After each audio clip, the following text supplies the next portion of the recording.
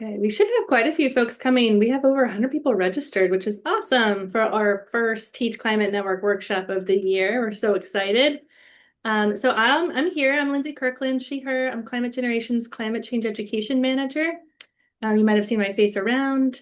I am hosting today, and I'm hosting Marie Fargo, who is Climate Generation's Instructional Resources Coordinator. So we're a Climate Gen team today. Marie's here to present on our newest revamped curriculum, Next Generation Climate, and I'll pass it to her in just a minute. But before I do, I'll make a couple statements. So this resource that Marie is going to present about is in our resource library. And Marie, you can go to the next slide. So Climate Generation has a wonderful resource library. You all might be familiar with it. There's over 30 plus resources in there, all the way from how to become a climate educator yourself to how do you do community organizing for climate action and all the things in between. Curriculum, classroom activities, field activities, and storytelling kits. And it's all free and you can download it on our library. So we're really excited that we get to feature something from our resource collection today. And I just want to give a little teaser for next month. We don't have the registration up yet, but we will. It'll come in your follow-up email to this, but we have someone joining us from the Climate Mental Health Network. Marie, you can go to the next slide, thanks. Elisa Tellez Munoz is going to join us. So if you're not familiar with the Climate Mental Health Network, their mission is to build emotional resilience to climate change and to things in general in life.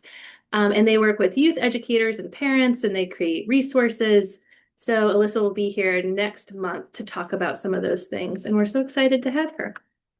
Okay, I'm going to pass it back to Marie to get us going. Thanks. Sounds great. Thank you, Lindsay. Hi, everyone. Welcome. Thanks so much for being here. As Lindsay said, I'm Marie Fargo, and I'm the Instructional Resources Coordinator at Climate Generation. So my main role is to do our resource development and kind of work with the resources in our library. So I'm really excited to share about our kind of newest, refreshed resource today, Next Generation Climate. I'd love to invite you to share a little bit about yourselves in the chat. So you can share any or all of the following: your name, your pronouns, where you're from, what grades you teach, and or what profession you have if you're not an educator right now, and what your experience is with the Next Generation Climate curriculum. Is this your first time hearing about it? Have you used it before? So I'd just love to hear a little bit more about all of you. And a couple announcements while you are doing that. You'll probably want a piece of paper and a writing utensil for a couple of our activities later on.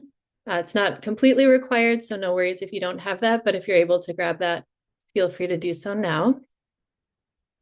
We're going to do a mix of listening and small group activities so you can really explore and reflect on what this resource is all about. So the first half will be kind of me talking, sharing the resource with you and giving you some details. And then the second half will be some small breakout rooms and a chance for you to dive into one of the activities yourselves. Welcome, Jessica. Thanks for sharing. Hi, Jenna. So great to see you here. Thanks for being here. And I see we have a number of other folks typing. I can kind of see in the video. So feel free to keep adding your introductions. And I am going to share a little bit more now about this resource. So again, I'm really excited to share about Next Generation Climate. This is a resource for grades 6 through 8. And it's in some ways Climate Generation's cornerstone resource because it was the first one to really jump from a Minnesota focus, we're a Minnesota-based organization, to a national scope. And it's the first one we wrote that includes the addition of the Next Generation Science Standards, or NGSS. Though all of our resources now support NGSS, among other standards, Next Generation Climate is kind of unique in that it calls out the standards a little more specifically at the start of each lesson. And I'm going to start saying NGC instead of Next Generation Climate, just so that we can speed things along a little bit. So we'll start using NGC now to refer to this curriculum. So our agenda for today, I'll spend just a little bit of time sharing why we wrote NGC in the first place and why we revamped it recently. I'll provide an overview of the resource and kind of help walk you through each lesson so you can kind of see what it's all about. And then we'll do those small group activities, calling it a choose your own adventure because there are 3 different lesson activities that you can choose from. We'll do a quick group share out about those experiences in your small groups. Then we'll do a brief reflection and wrap up, and we'll have a little bit of time for questions at the end. But feel free to add any questions you have at any point in time in the chat too. So why do we write Next Generation Climate? I'm sure Jenna could speak to this even more than I can, but my understanding is that we wrote Next Generation Climate to meet the need of connecting to the new next generation science standards or NGSS standards, right? So in 2013, when we wrote this resource, NGSS was brand new. And it's like, okay, we need to align these standards and have some curriculum that supports that. So the NGSS was great, right? Because it was the first time that national standards mentioned human-caused climate change. And so we designed this resource as a way to connect and introduce students to climate change and climate action, and really offer a super thorough and in-depth science resource for them. We chose to rewrite Next Generation Climate last year, in part because we wanted to align a little more with Climate Generation's current mission and values. So we wanted to make sure that it was even more interdisciplinary, bringing in a lot more social studies and those social sciences. And we wanted to provide a justice-centered understanding of climate change. So we added background about climate justice and a few activities about some of the social, political, and historical causes of climate change. And we also included the social justice standards that Learning for Justice has created, so that you can kind of see those alignments as well.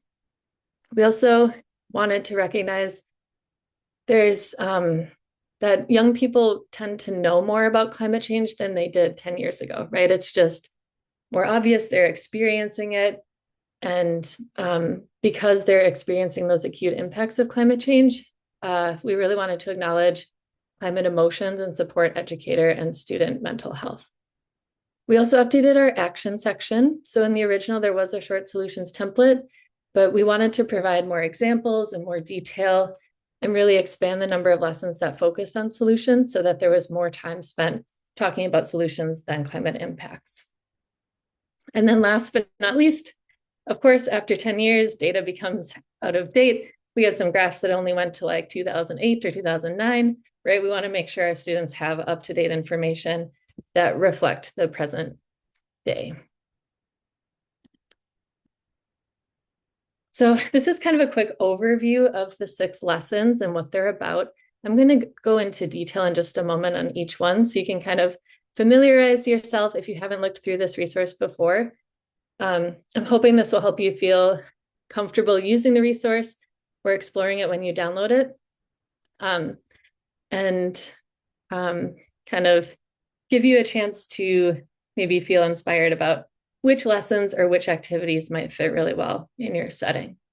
So the resource starts with kind of exploring different forms of evidence that the global temperature has increased over time. And then students kind of progress through a number of activities until they are guided to take some collective action at the end. Diving into lesson 1, I would love also if anyone would like to participate, if you're looking for a way to engage.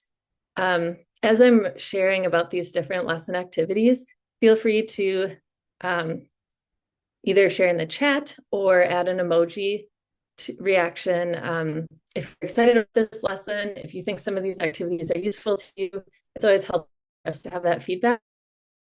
One way to see what people want to engage with. So you'll find the emojis at the bottom bar of your screen where you can change your mute or your video, or you can add things to the chat as well.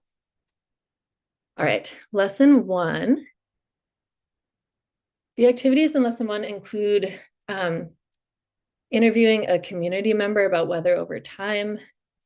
Students go outside and make observations and learn about phenology and the changes of the seasons and how that impacts organisms. They also review scientific figures to collect evidence of temperature rise.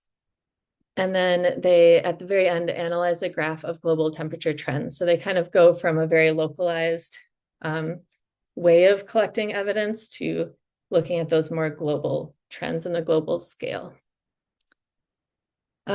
This lesson tends to meet the ESS 3.5 standard, so asking questions to clarify evidence of global temperature increase. That's ESS 3.5 is kind of our bread and butter for this resource. It's covered in really all of the lessons except the final one where it's more action focused. We also cover a life science 2.2 about predicting patterns of interactions among organisms. Students practice skills like defining as well as comparing and contrasting weather and climate. And they identify multiple ways for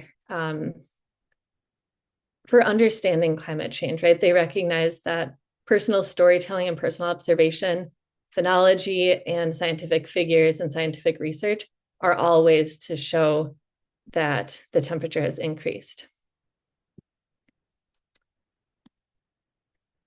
In lesson 2, we have activities like a greenhouse gas tag game, where students actually get to physically move around and act as greenhouse gas molecules. So they're modeling the greenhouse effect.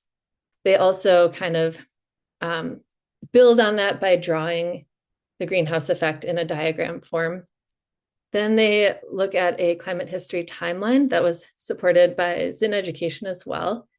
And then they do some more scientific figure analysis using the claim evidence reasoning framework. In this lesson, we meet physical science standard 4.2, so developing and using a model to describe waves, so like looking at infrared and light waves through the greenhouse effect. And students also begin to discuss how human actions contribute to the rise of greenhouse gases in the atmosphere and describe social and historical root causes of climate change.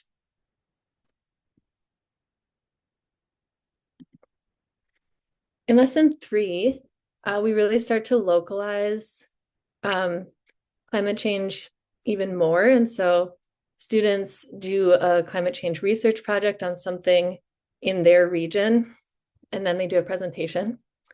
We also made some time to discuss mis and disinformation, as well as considering AI while doing research. So as part of this, students get to identify at least 2 climate justice issues present in their community. And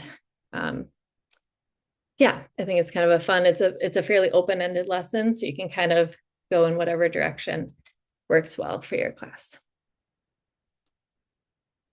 That's great. I'm just reading a couple of things in the chat. Someone's excited about the greenhouse gas tag game. That's great. Thank you. In lesson 4, this one is all about, what are solutions to climate change? How do we identify and define what a solution is? And so students start by watching a short video that describes what adaptation and mitigation mean.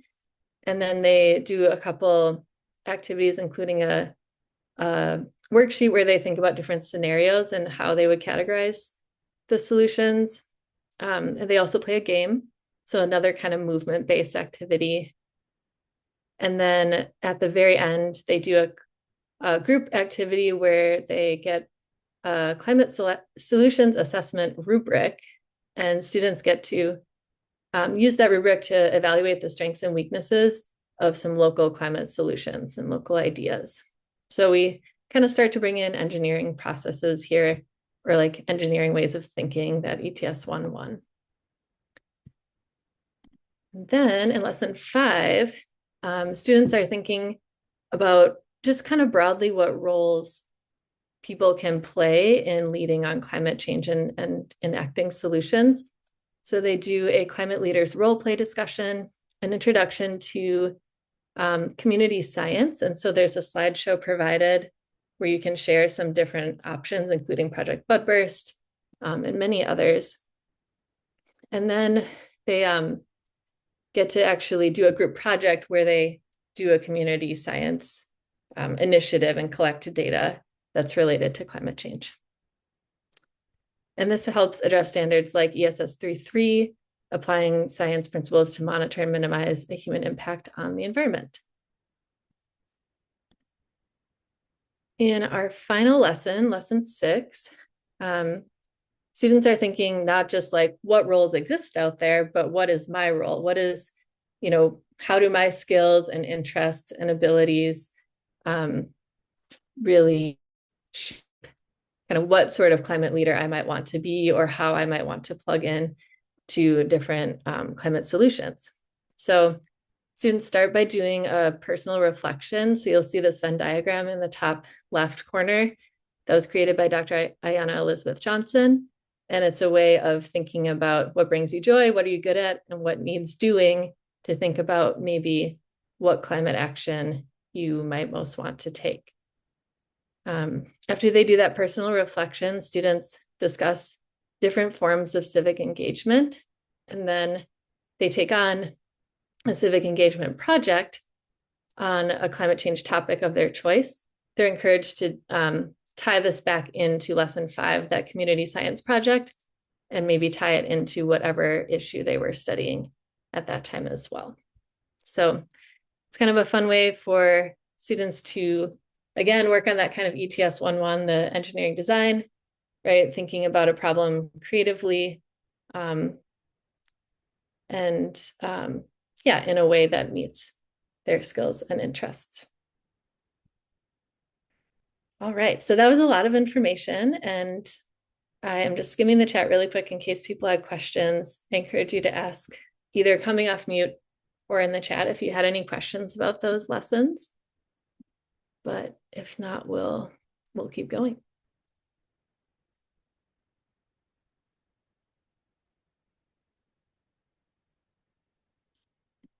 Yeah, I appreciate that, Aubrey, that, solving as a word is kind of a challenge. We're always kind of looking for, what makes the most sense. So I would love to hear more from you.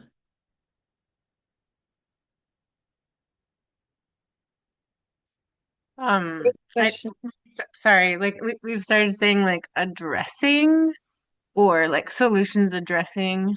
But yeah, the solving one is just like, well, partially because people are like, well, the climate's already changing, always changing. But I'm gonna put in the chat too. We have just like a version of the Venn diagram that we use for education, that we've been sharing with teachers to think about how can you like teach at the center of what brings you joy, what work needs doing, and what are students not yet good at. Basically like what's your curriculum. So I'll just put that in the chat if folks want to look at it. Great, thanks. I also saw a question about if there's a 9 through 12 curriculum. We don't currently have this resource for grades 9 through 12, but we do have some resources available on our library that are for 9 through 12. We have one that's Minnesota specific called Minnesota's Changing Climate. We also have a climate fiction and nonfiction reading guide. So it has a lot of books that are good for high school. And then we also have a number of kind of action-based resources and like how to host a climate convening, or how to take action, how to start a climate club at your school, that sort of thing. So a couple of toolkits as well available for that age group. All right, so I think we're going to spend some time now in our small groups. This will be a chance for you to choose your own adventure. So I'd like to give you time to explore one of these 3 activities. So each of you will only choose one activity to try for this whole breakout session. You're going to work in small groups to create or to complete a virtual version of this activity. And at the end, you'll have a slide that's just called group share out slide. And you'll be able to type some notes if you'd like to help you share out with the whole group. That way everyone will get a chance to hear about each activity, but you won't actually get to do each one. We won't have time for every group to share, I don't think, but we'll hopefully get a chance to hear just a little bit about each of these 3 lesson activities. So I'm going to explain each one here, and then I'd like you to kind of think in your head about which one you want. And then you'll get a chance to choose breakout rooms in just a little bit. Okay, so lesson 2 is called the claim evidence reasoning graph activity. And in this one, you look at a few of the graphs that are about the factors or causes of global temperature rise. You'll get to kind of analyze those graphs, filling out a part of the worksheet from the lesson using the claim evidence reasoning framework. And then there's an analysis of graphs and kind of group discussion. You'll be trying to answer the question, what is causing the global average temperature on Earth to increase? So that's lesson 2's activity. Lesson 4 is the climate solutions assessment. So that one includes a rubric to help you evaluate different climate solutions. In the student version, students have time to read different articles and then think about climate solutions they could access locally. But because we're from different places and contexts, I just provided a few general examples that you can choose from, or you can pick a climate action or solution as a group. This activity is really about generative group discussion, orienting towards solutions, and practicing that vocabulary of adaptation and mitigation. And the vocab is defined in the directions that you'll receive if you join that group. The last one is lesson 5, climate leaders role play. This one introduces students to climate leaders in 3 broad categories in climate science, policy, and grassroots advocacy. Sorry. To show students that there are many ways to engage in climate action. The activity includes reading about a climate leader on your own and taking some notes. It's like a short paragraph that you read. And then group role playing and discussion.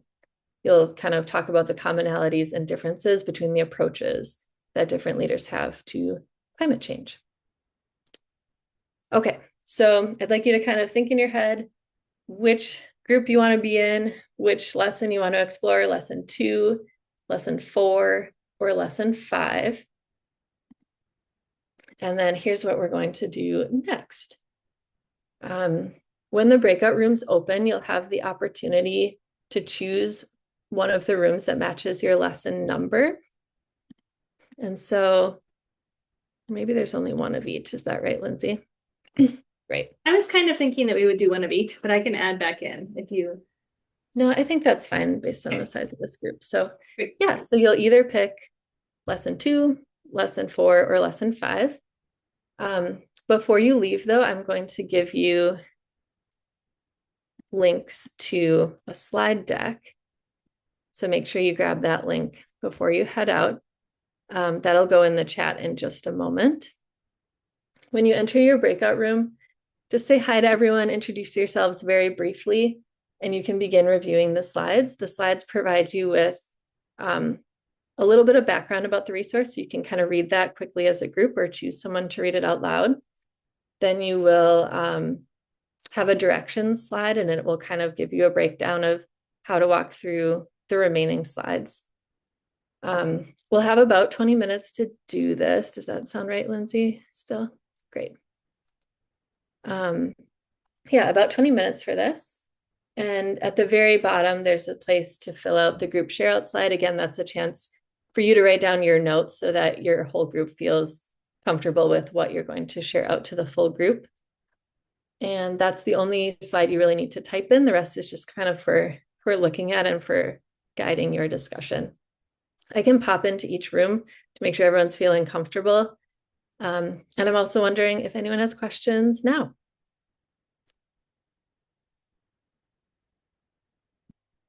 I'll wait a beat or two in case someone's adding a question to the chat.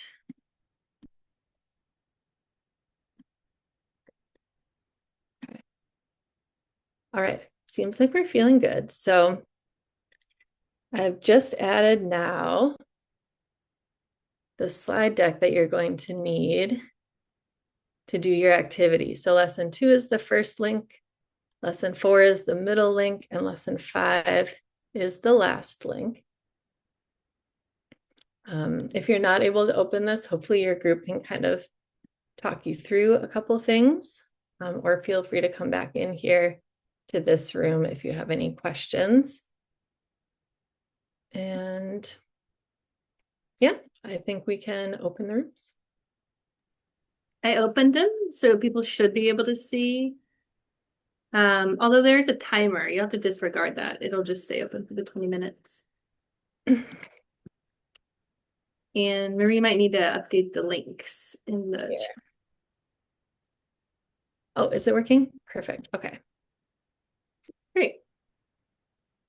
Yeah, so I see a few people have chosen lesson 4 already. So if you aren't sure how to pick breakout rooms, it's just down in your Zoom panel. You should be able to scroll over breakout rooms.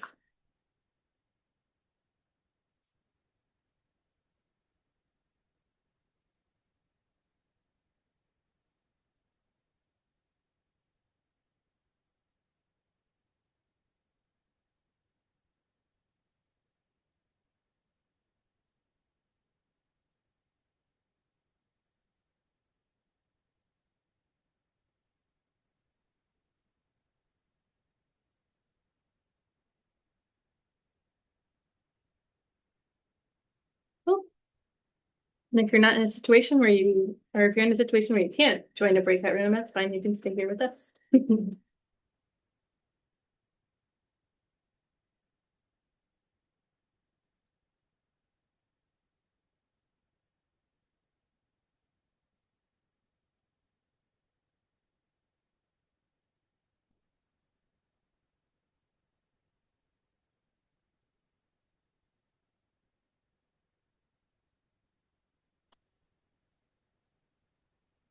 Hi everyone, welcome back.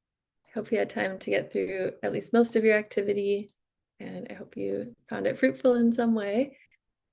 We do only have 2 groups, which actually works out nicely for sharing out with the group. So I'd love, hopefully for each group to choose a spokesperson to share a little bit about what you learned, what you experienced, what suggestions you have, anything like that. I have the 2 questions from your slide in the chat, so we can just have each group share what's the main message that students might take from this activity and what skills would they practice, and then how might you recommend using this activity. So is anyone willing to share from lesson 2?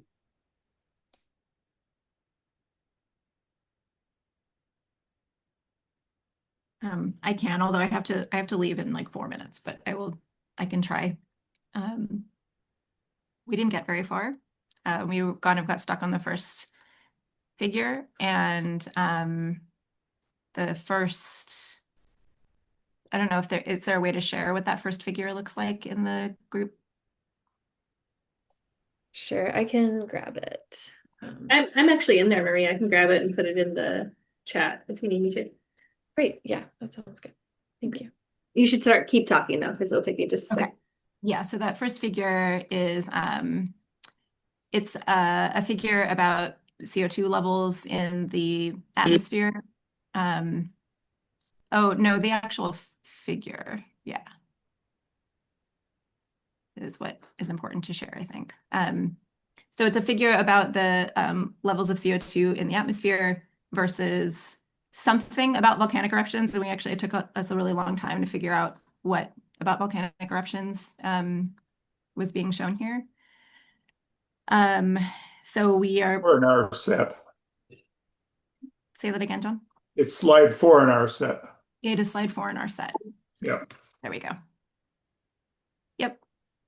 So we thought that probably the main message that was intended for students to take away from looking at this figure probably was that volcanic CO2 emissions do not explain the global atmospheric CO2 rise.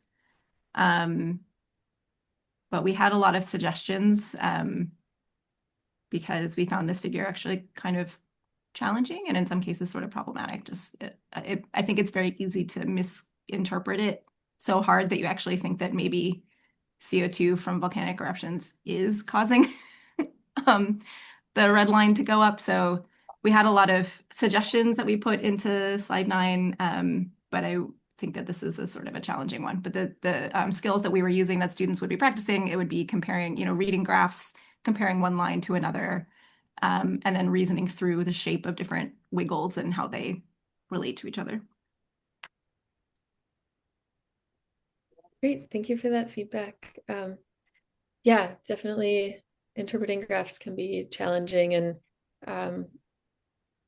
yeah, I think it definitely takes a lot of discussion and practice, and this will be their second time going through graph interpretation as well, whereas you're just kind of thrown in, right? So it's yeah, not always easy. So I appreciate. Well, just to make a note though, is that I would not recommend using this graph. I think that this graph is actually not the best demonstration, because even with some, I think it's a problematic graph. I think so. I don't think it's just a matter of students learning how to interpret graphs. I teach climate science at a college level, and it took me like 10 minutes to interpret this graph. So I think that that's actually, this is a challenge. But there's lots of other ways to show this that I think would be really effective. Thanks. Yeah, thanks for that feedback. And yeah, I'd be happy to see if talk to you more about that later. Yeah. Was there anything else from group 2? So, question, we assume that there's a lot more background material for the teacher to help interpret these and give more guidance. Yes, there's an appendix section, and it provides a description of each graph and what it's intending to share and that sort of thing as well. I mean, it seemed that the overall intent of looking at these 3 or 4 graphs was that the students would be able to make a claim and find evidence for it, which we suspect might be a little bit difficult. And we thought that maybe a teaching strategy a teacher might want to use is say, here are some different claims that people are making about the rise in temperature related to carbon dioxide. And so, for example, one claim could be that volcanoes cause the rise in CO2, and then have the students determine what evidence could support or refute each of these claims. That's great. Yeah, thanks. That's a great suggestion. Can hopefully weave that in. Awesome. Okay. Would the lesson 4 group like to share anything that you noticed?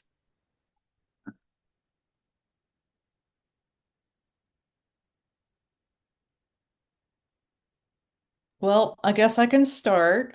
We also didn't get terribly far, but we did have a nice discussion on, I don't have the slides in front of me, but I believe it was like the second or third slide where there was a kind of a little spreadsheet about an example scenario of a change that the students maybe wanted to make, and the example was to implement a bike path. And the spreadsheet had to do with, there we go. Thank you. Climate solutions. So basically, it's like, who would this help? But what are also some of the problems that would occur to trying to get this implemented? For example, maybe you live in a poor area and not everybody can afford a bike. Maybe there's kids that don't know how to ride a bike. And also, we had a discussion on this situation in particular is a pretty difficult one to get implemented because there's a lot of decision makers that the students would potentially have to interview and try to get involved in order to pull this off. And we also felt that even if this was something that was brought up to the students to learn from, let's say, okay, here's an example of what a group of students could do, but we're not actually going to implement this in your school, but let's go through the motions of what a project like this would take and how to get it accomplished. And that itself is a learning tool because the kids would have to figure out who their decision makers are. They would probably have to interview other teachers at the school, other students, people in their communities to find out how likely they are to own a bike. So it just kind of, we just had some conversations about that. We were a bit confused. It took us a little while to figure out the scoring system, and we were wondering if each column had a maximum score of 3. Is that true?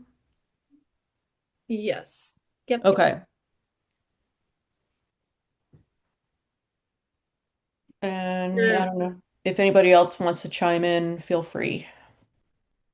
The other we are thinking about like the in terms of what does this practice for skills?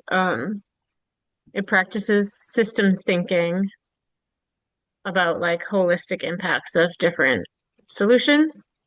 But we felt, I think, most of us that it would be a really good pairing with another opportunity to do either a climate in like an interview with the community, or like maybe each question means you're going to talk to different partners, because um, there's the chance that like folks really don't see the whole system if they just ask these questions internally in the classroom.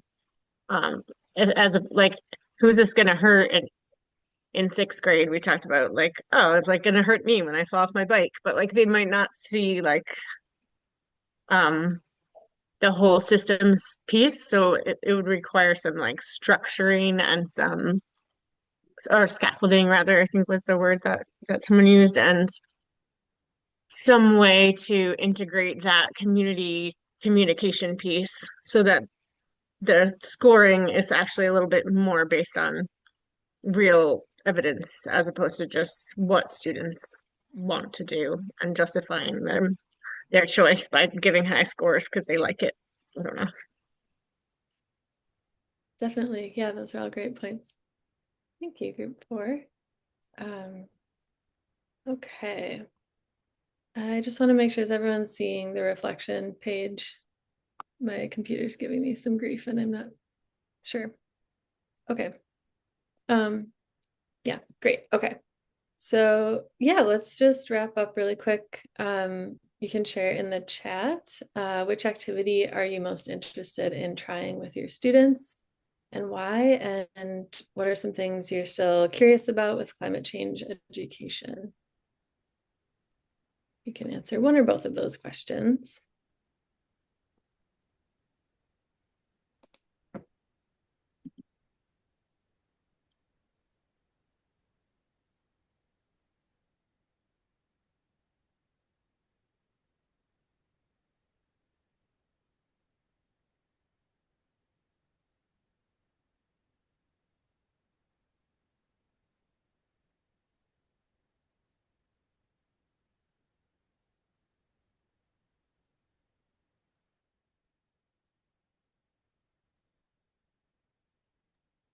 Well, thanks, Jessica. I'm seeing activity 4.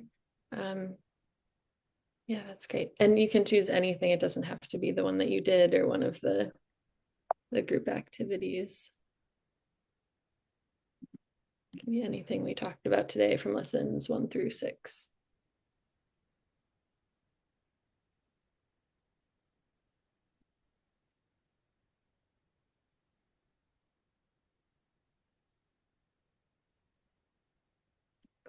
Yeah, that's a great point that, yeah, making sure we integrate climate change education instead of it being like extra or side lessons. Great. Thanks so much, everybody. Feel free to keep adding if you are still typing. I just wanted to put another plug for our curricula suite and our resource library. We have over 30 resources for grades K through 12. So you or someone you know might be interested in checking some of those out. If you are interested in downloading Next Generation Climate and you haven't already, here's a link to download that. And I will also share the slide deck with you so you can kind of review things and check things out as you would like. Super appreciate you all being here today. I do have a couple other resources at the end of the slide deck, so you're welcome to check out those links as well. These are some things that may be a little harder to find. these days. So we have links to the climate literacy principles, the National Climate Assessment, NCA 5, and so on. And with that, that's all I have for you today. I appreciate your participation and curiosity and suggestions. Feel free to email me if you have any other thoughts or ideas or ways we can improve this resource. Super appreciate your time today, everybody, and hope you have a great rest of your day. Yeah, I'll jump in before you leave and say thank you too. Thanks for critically engaging. That's what we hope to see. So definitely reach out with recommendations for different graphics or how you might change things up. Well, thanks, y'all. I'll be sending out the recording and everything in a couple days.